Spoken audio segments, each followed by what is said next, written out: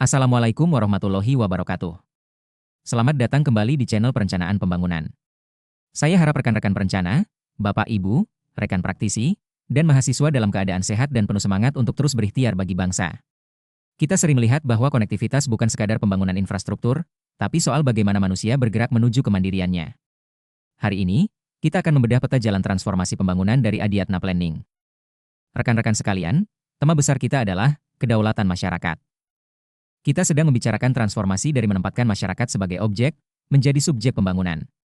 Di dunia perencanaan, seringkali kita terjebak pada angka-angka teknokratis. Padahal, inti dari perencanaan adalah strategi pemberdayaan. Ini adalah sebuah roadmap menuju kemandirian bangsa yang berbasis pada studi mendalam. Kita ingin memastikan bahwa setiap kebijakan yang kita ambil benar-benar memberikan ruang bagi masyarakat untuk menentukan nasibnya sendiri. Namun, sebelum melangkah lebih jauh, kita harus jujur bertanya, mengapa kita butuh paradigma baru ini? Mari kita lihat realitanya di halaman berikutnya. Kenapa kita tidak bisa terus menggunakan cara lama? Pertama, kita harus mengakui kegagalan trickle-down effect. Pertumbuhan ekonomi yang tinggi seringkali hanya terakumulasi di puncak piramida, di tangan elit, tanpa benar-benar menetes ke bawah secara merata. Sebagai perencana transportasi, saya melihat adanya bias urban yang nyata. Infrastruktur kita terlalu fokus di kota besar, sehingga jurang ketimpangan semakin lebar. Dampaknya, kontrol lokal hilang, dan masyarakat hanya menjadi objek pasar oligopoli. Ingat, pembangunan sejati bukan cuma soal mengejar angka PDB, tapi soal menutup jurang kesenjangan. Ini adalah maslahat yang harus kita perjuangkan bersama. Lalu, apa sebenarnya ruh dari pemberdayaan yang kita inginkan? Kita bedah di halaman 3. Pemberdayaan itu intinya adalah memberikan agency atau kemampuan bertindak kepada masyarakat. Ada 4 elemen vital di sini: akses terhadap informasi dan sumber daya, partisipasi aktif sebagai subjek, kuasa atau power, dan kontrol dalam pengambilan keputusan. Tujuan akhirnya adalah kemandirian yang berkelanjutan, sustainability. Di bidang transportasi, ini berarti masyarakat bukan cuma jadi penonton saat pelabuhan atau terminal dibangun di daerah mereka, tapi mereka punya akses dan kontrol untuk memanfaatkannya demi ekonomi lokal. Untuk mewujudkan agency tersebut, kita memerlukan pilar strategi yang kokoh. Mari kita lihat 4 pilar utamanya. Ada 4 langkah strategis yang harus kita tempuh. Pertama, membangun wacana tandingan. Kita geser narasi ekonomi ekstraktif yang merusak menuju ekonomi kerakyatan, seperti penguatan koperasi. Kedua, penguatan kapasitas melalui upskilling SDM agar mereka punya daya tawar, bargaining power. Ketiga, pengorganisasian masyarakat, kolektivitas melalui kelompok tani atau organisasi masyarakat sipil atau OMS itu penting untuk memperkuat posisi tawar. Dan terakhir, advokasi kebijakan. Kita gunakan data dan policy brief agar regulasi yang lahir benar-benar berpihak pada rakyat.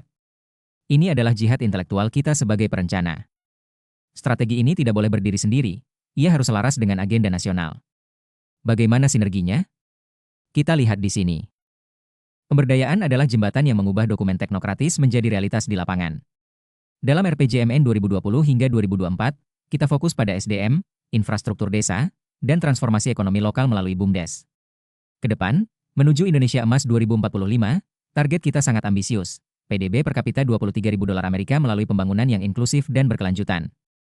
Sebagai perencana, tugas kita adalah memastikan visi besar ini tidak hanya berhenti di atas kertas, tapi dirasakan manfaatnya oleh masyarakat di pelosok Nusantara. Bicara soal realitas lapangan, mari kita masuk ke contoh implementasi nyata di bidang digital dan ekonomi lokal. Dunia sudah berubah. Melalui desa digital, kita memotong rantai distribusi tengkulak dengan memberi akses pasar global langsung via marketplace. Program seperti Kartu Prakerja juga melakukan upskilling massal agar anak muda di desa bisa punya skill digital tanpa harus migrasi ke kota.